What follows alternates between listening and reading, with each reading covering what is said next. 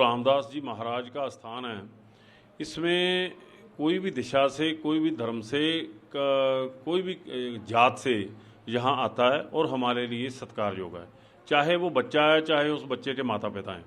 और जो यहाँ इंसिडेंट हुआ, उस इंसिडेंट को बड़े ही गलत ढंग से पेश किया गया। हालांकि ये बात नहीं है। आज बात ये है कि जब जो पहरेदार हैं, क्योंकि ये सिख श्राइन है, गुरुद्वारा है, हर धर्म के स्थान की अपनी अपनी एक मर्यादा होती है।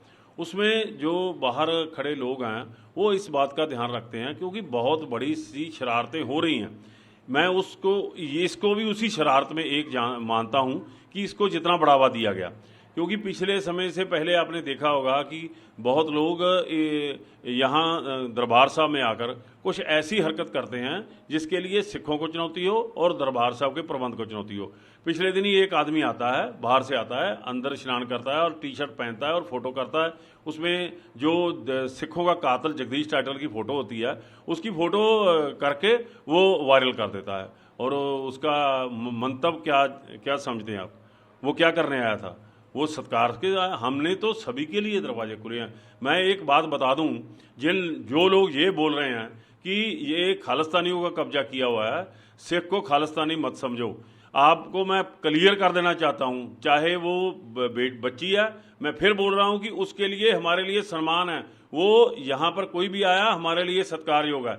लेकिन वो बच्ची ने जो फीड किया है, इससे करवाया गया है, वो उनको शायद मालूम नहीं है। अगर मालूम नहीं है तो मालूम करो।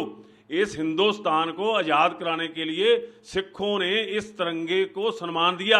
आज हिंदुस्तान में देश के लोग जब बाहर जाते हैं तो उसका सम्मान इसलिए होता है, उसका तिरंगा फहराया जाता है, उसमें सिखों का रोल है। इस रोल को माइनस मत करो। एक बात। दूसरी बात, कभी ये इस बात पर टिप्पणी क्यों नहीं की जाती कि ये एक ऐसा स्थान है जिसमें सभी धर्मों के लोग आते हैं? क्यों इसको खालिस्तानी के तौर पे बताया जाता है? ये एक बहुत बड़ी साजिश का हिस्सा है, क्योंकि लोग यहाँ शरारत करने आते हैं। एक बात पंजाबी में बता दूं सभी लोगों को, ये उस बच्चे को भी और उसका ट्वीट करने वालों को भी, लोगों ने बहुत गलत बातें बोली हैं कि कोई यहाँ ना जाए या नहीं जाए। जहाँ पर किसी को बुलावा नहीं दिया जाता, वो जो आता है उसका सम्मान किया जाता है।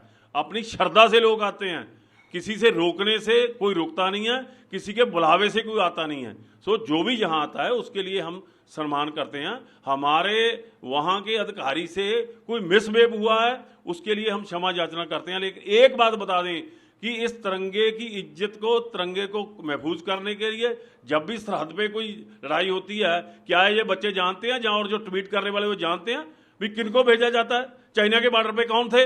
यही सिख थे ना, और उनको खालिस्तानी बोलोगे?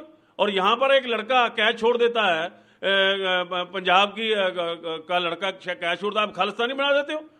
कुछ तो होश करो कि इस देश को बनाने के लिए सिखों का बड़ा रोल है। मैं फिर बताता हूँ, ये धर्म जो है, जो सभी का सत्कार करता है, इसमें सभी को आने के लिए हमारे सत्कार है, किसी को रोका नहीं जाता।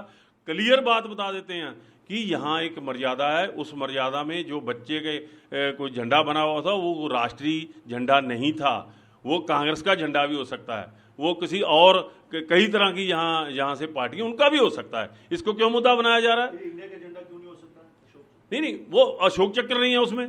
पर मैं फिर भी बताता हूँ, इसमें बहस में नहीं पढ़ना चाहता।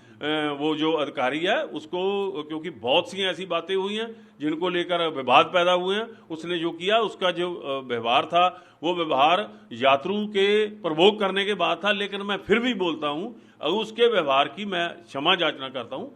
कोई भी, हमारा पूरा ध्यान रहता है कि कोई भी यात्रु यहाँ आए, किसी मंशा पे भी आए, हमारे लिए सत्कार है। जो माथा भी टेकता है, आता भी है, हमका आदर भी करते हैं, लंगर भी छकता है, हमारे लिए सम्मान और सत्कार योग है। ये बात बंद कर देनी चाहिए, क्योंकि सिखों का बहुत बड़ा रोल है।